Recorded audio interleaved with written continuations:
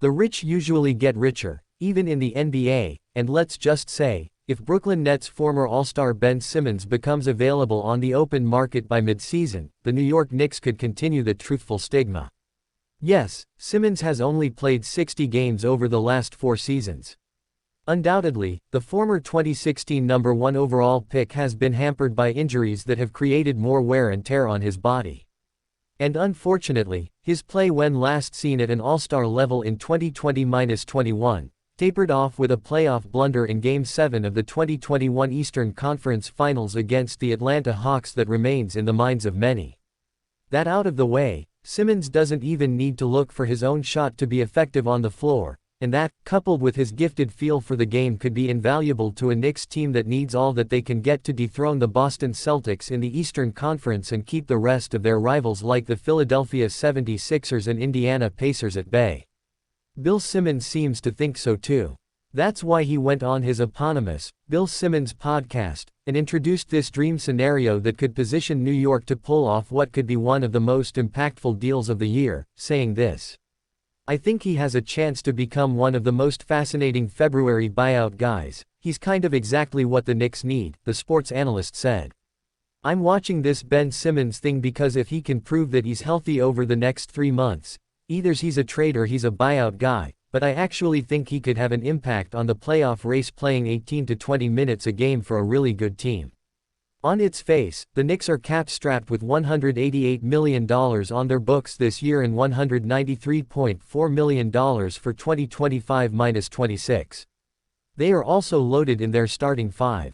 The Knicks have Miles McBride showing out off the bench and Precious Achiuwa as well as Mitchell Robinson waiting to return from injuries.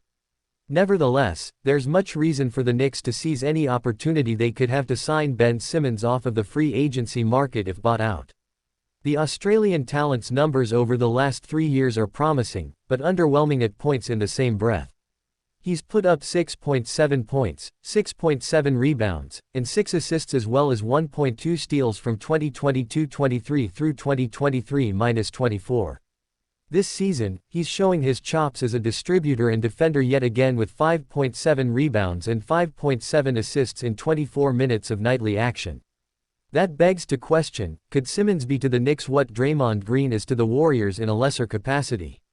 The Knicks lost Dante DiVincenzo to the Minnesota Timberwolves in the Karl Anthony Towns blockbuster trade. They need another playmaker that can help them play fast. It was the single most impactful adjustment to their offense that catalyzed their most successful overall season in 24 years in 2023-24.